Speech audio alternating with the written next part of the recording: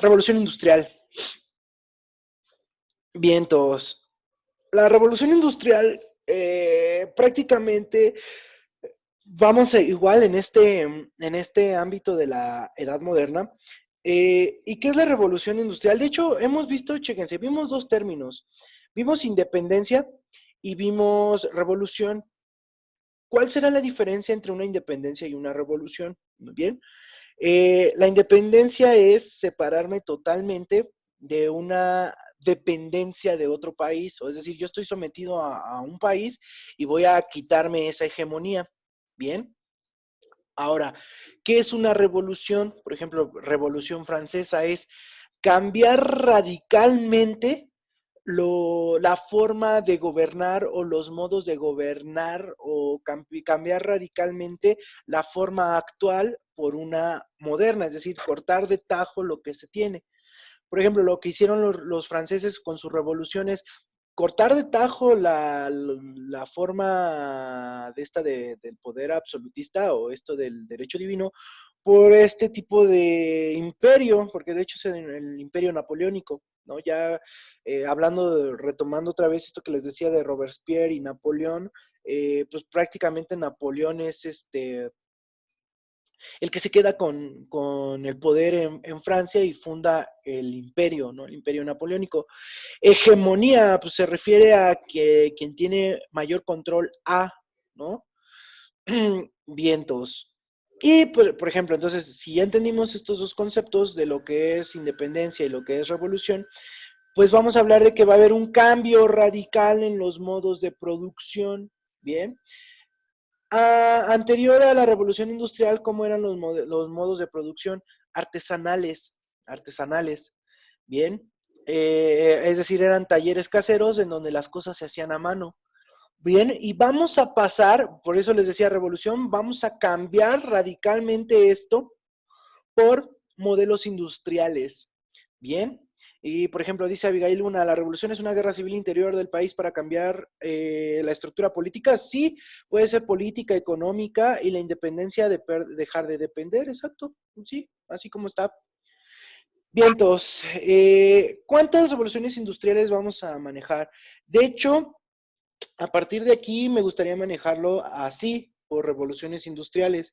Si nosotros lo ordenamos así, la historia universal va a fluir un poquito más rápido. Chécate. Primera revolución industrial, siglo XVIII. Aquí, perdón, es siglo XVIII. No, siglo XVII. Me faltó un uno. Eh, Siglo XVIII, la máquina de vapor. Bien, es el invento que va a darnos la primera revolución industrial, es decir, cambiar todos esos modos de producción. La segunda revolución industrial, siglo XIX, repito, aquí está mal, es siglo XVIII. En el siglo XIX vamos a buscar ahora ya no la máquina del vapor, sino van a ser formas de energía como la electricidad y el petróleo. En el siglo XX va a ser la energía nuclear. Y en el siglo XXI van a ser, la revolución industrial se da a partir de las comunicaciones. De hecho, chécate, si tú te das cuenta, principalmente las revoluciones industriales van de la mano con la forma de energía o con las energías. De hecho, pues aquí viene esto de la famosa máquina de vapor. Aquí en el siglo XIX, siglo XX, van a venir las guerras, ¿no? ¿Cómo termina la Segunda Guerra Mundial con dos bombas, Hiroshima y Nagasaki?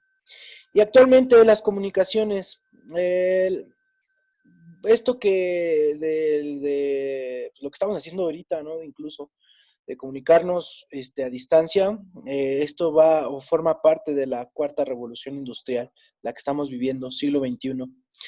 Vientos. Ahora, bien, ¿qué va a originar, antes de seguirle, qué va a originar esta revolución industrial?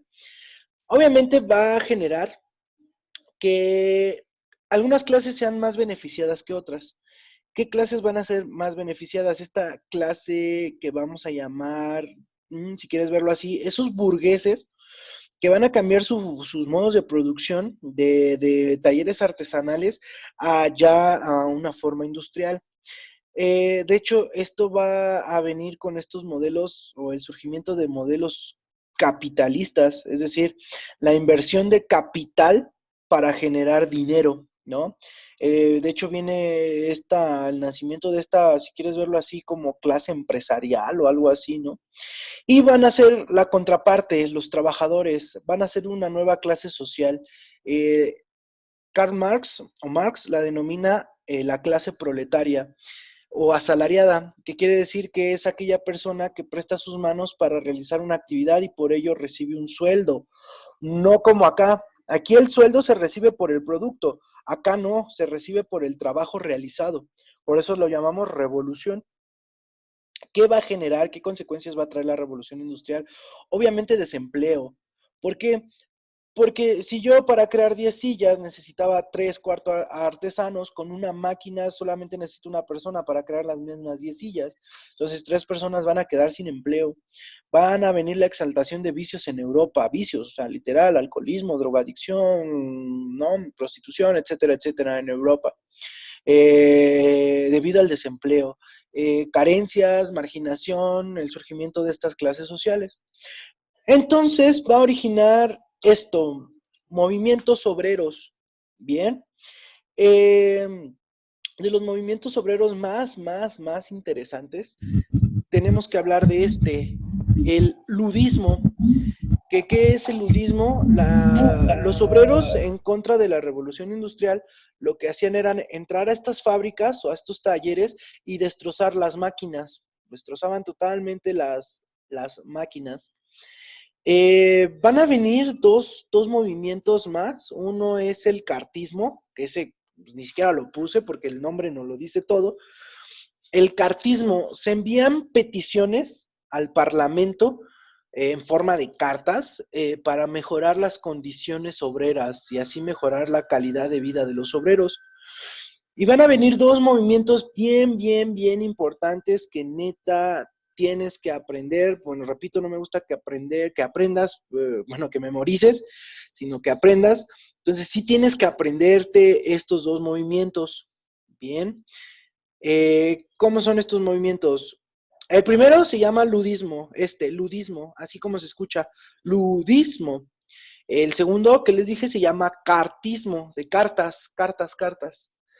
Y estos dos que me hacen falta lo vamos a llamar socialismo. Bien. El socialismo, ¿qué es el maldito socialismo? El socialismo prácticamente eh, decimos que se refiere a la organización, o más que organización, reorganización de la sociedad eh, para llevarlo al beneficio de todos, no solo de algunos.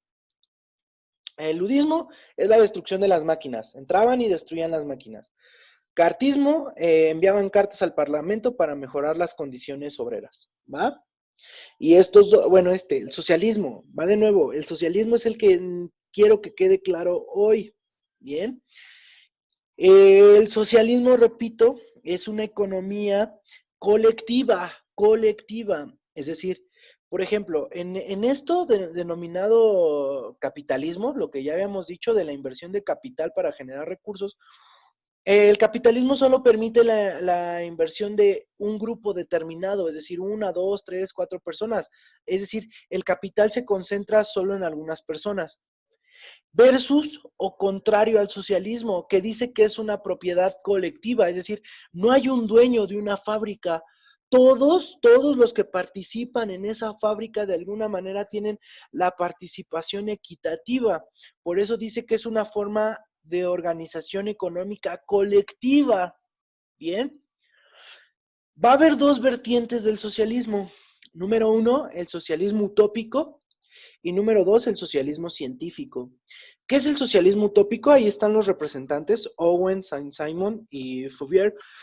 Bien, eh, ellos dicen que debemos el socialismo utópico, que debemos de conseguir esa colectividad o esa economía colectiva a través de métodos pacíficos. ¿Qué quiere decir? Yo voy con el dueño de la empresa y le digo, oye, no seas mala onda, todos somos iguales, todos debemos de tener la participación, no sé qué, y de esa manera todos los obreros tener una participación en la empresa. Por eso se llama utópico. ¿Qué es la utopía? Para definir utopía, la utopía se refiere a que La definición es así. Se quedan, o es algo que se queda en el imaginario colectivo, ¿bien? ¿Qué quiere decir eso del imaginario colectivo? Es decir, es algo que debería de hacerse así, sin embargo no se hace. Ejemplo, ¿estás de acuerdo que la basura debe de tirarse en el bote de basura? Y no es una opción, es que así tiene que ser. Pero realmente todas las personas tiran su basura en el bote de basura. Pues no solamente se queda en el pensamiento o en el imaginario colectivo. A ese tipo de cosas lo vamos a llamar utopías. Bien, entonces cuando decimos que es el socialismo utópico, es decir, pues debería de ser una transición pacífica, ¿no? De que el obrero tome el control colectivo a forma de métodos pacíficos. Pero pues obviamente los líderes o dueños de las empresas pues, no lo van a permitir. Entonces va a venir esta vertiente del socialismo llamada socialismo científico, encabezada por Marx y Engels, Karl Marx y Friedrich Engels, o Carlos Marx y Federico Engels. Bien, ¿qué es el socialismo científico? Es decir, ellos sí nos proponen cómo llegar a esa colectividad. ¿Y cómo vamos a llegar a una colectividad según ellos? A través de una revolución proletaria. Y recuerda, tú ya entendiste la palabra revolución. ¿Qué quiere decir una revolución proletaria? Que el obrero tome el control, ¿no? Es decir, una lucha, y de esa manera consiga la colectividad. Algo bien, bien interesante que nos dice Marx, y de hecho es, ya, si alguien de ustedes va a estudiar economía o algo así, neta tienes que leer a Marx, no hay de otra para entender los modelos económicos. Marx dice que para que tenga que haber una revolución, que de hecho él la llama una revolución proletaria. ¿Por qué revolución proletaria? La revolución tiene que venir del sector más perjudicado o desfavorable. Pero para que exista, según Marx, una revolución proletaria, tiene que haber algo así de ley.